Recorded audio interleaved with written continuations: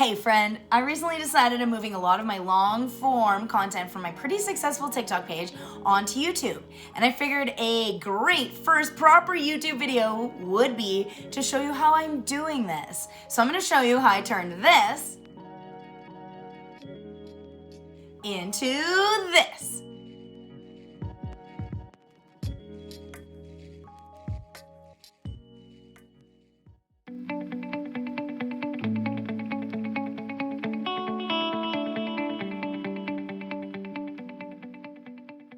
Welcome to my new adventures as a YouTube content creator. If you're new, my name is Kendra and I'm so excited you're here.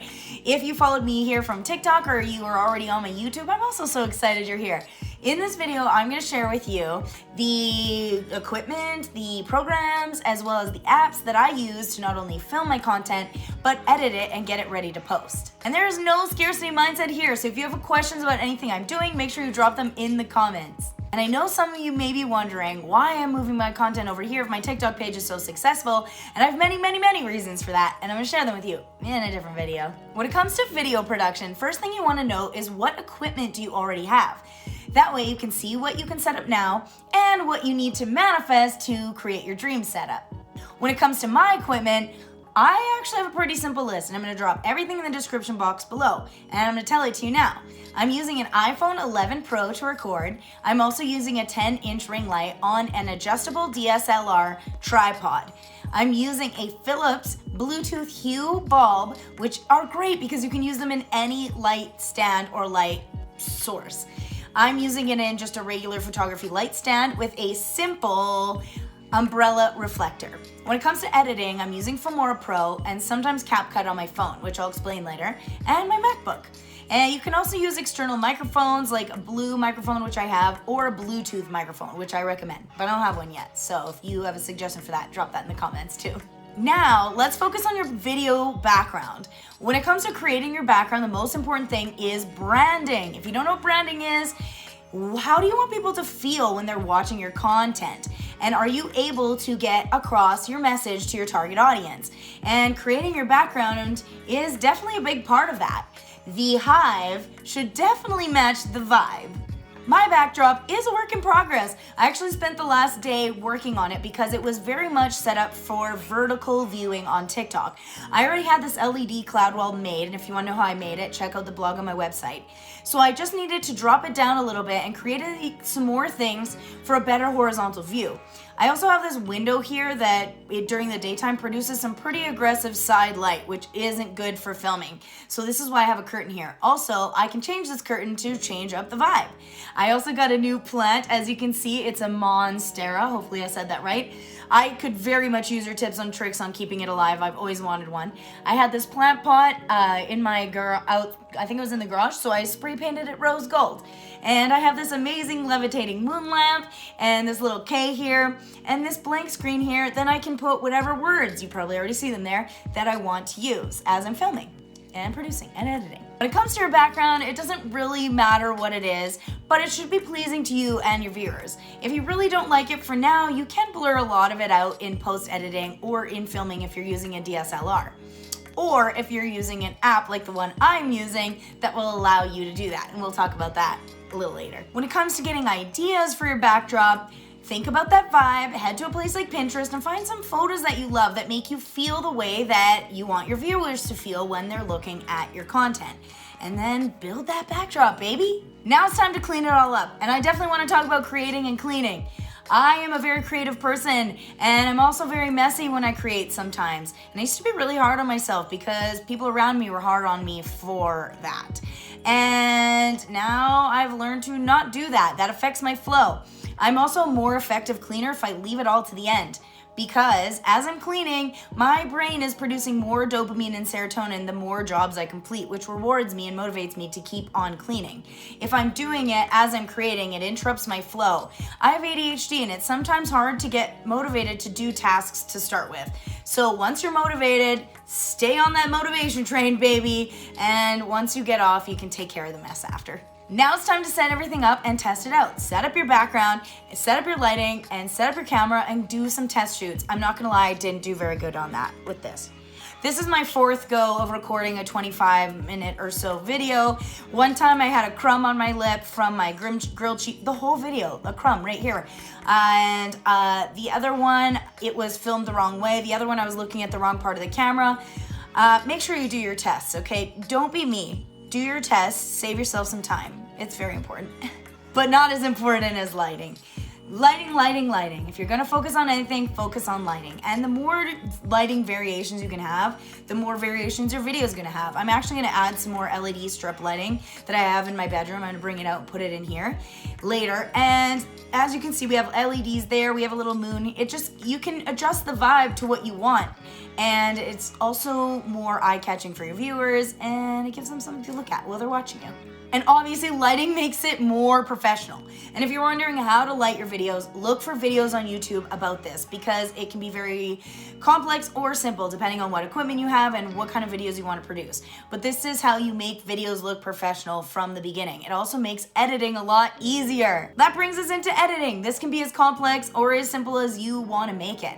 But I'm going to talk about the two options that I use. As mentioned, I'm filming this on my phone. I'm actually filming this as one continuous video, and that's for a couple of reasons. The first one being I don't have to turn it on and off. Second one being when I'm finished, I don't have to send all these videos to my phone. Or my computer. I just send one. Also, when I'm editing this video, I don't have to go in and adjust every single clip if I decide to change the color or the sound or whatever.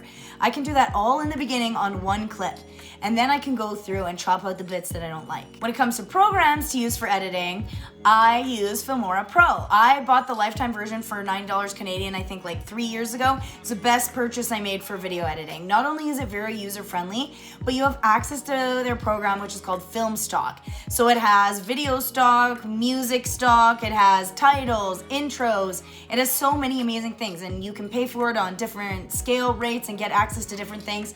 I highly recommend. Obviously, a link to it is in the bio. When it comes to editing things on my phone, I use CapCut. I'm very familiar with it. It's really easy to use. It has so many great features, and it is super amazing. I know Filmora has an app for their phone, but I haven't started using it yet, and I love the one that I use, and if it ain't broke, don't fix it, right? And we're gonna quickly talk about using your phone as a camera. I'm doing that. That is more than okay for a couple of reasons.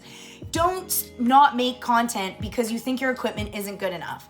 There are many apps and things you can use in post-production that you can adjust your videos. Also, the most important thing is your message and you and how you come across. People are gonna love you if you recorded on an iPhone 1.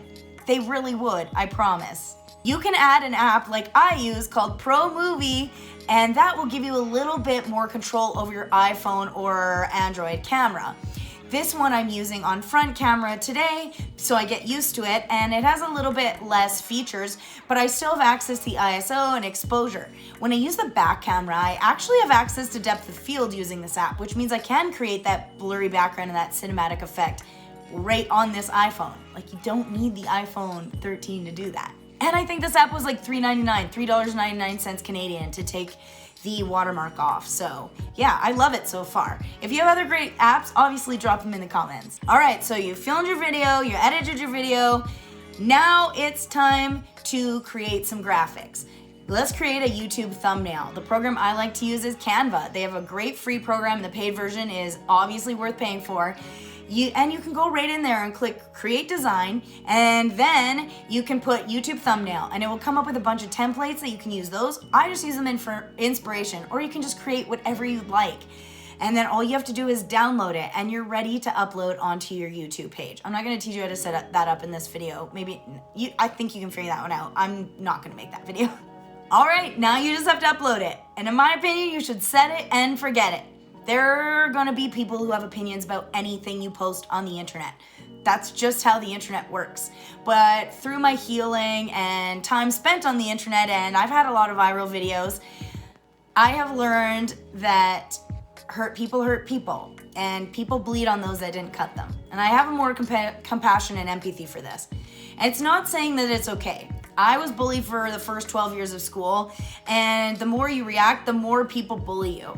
So if you don't want people to bully you, don't tantalize the trolls, is what we say. All right, delete and block people that want to give you that energy. Don't stoop to their level, all right? Take the high road and let it go. there is a massive lack of mental health services. So keeping this in mind, know that it's not personal. Comes down to it, we do have control over the way we react to the people and environment and stressful situations in our life. And hurting another person or saying hurtful things to other people may make you feel better momentarily, but not long term. And it could hurt them long term, lifetime. All right? So be careful about the words that you put out there and how you speak to people. And if you're one of those bullies on the internet and you're watching me, like, really, think about what you're doing in your life, all right? Karma serves what's deserved. All right, I have a few tips and tricks for posting your video, and that'll about wrap us up. I have a few tips and tricks for creating content and being more confident, and my first one is being nervous is natural.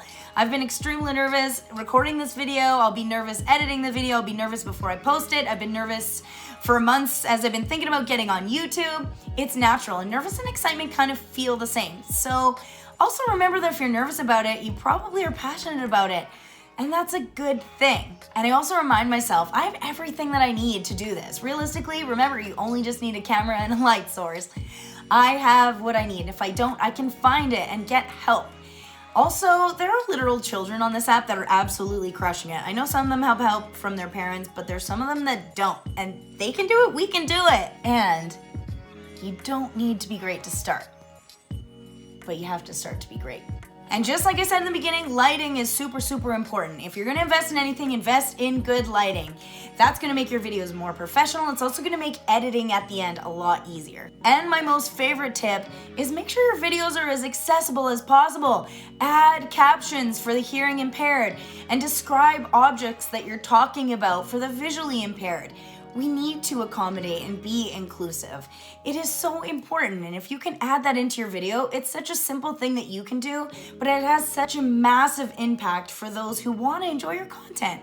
Well, that's how I'm getting set up for this new adventure on YouTube, so thank you for watching, and thank you for your love and support. It means more to me than you'll ever know. And if you like this video, make sure that you hit that thumbs up, subscribe if you already haven't, and ring that notification bell. I love that we can do that here. In my next video, I'm going to be sharing with you how you can use shadow work to double down on your manifestations. I just released my first online course. I'm so proud of it. It is a shadow work for beginner course. So if you're wondering how you can acknowledge and release limiting thoughts and behavior patterns in your life to make room for new energy and manifestations, this course will help you. It's all in there. It's like my shadow work guided journal, but double the information. And there's assignment sheets that you can print off. There's a monthly shadow work for beginners course that's included. There's also a free 30-minute consultation that you can have with me. There's so many amazing things. So information for that is definitely in the description box. Thank you for watching. P.S. You look cute today. Love ya.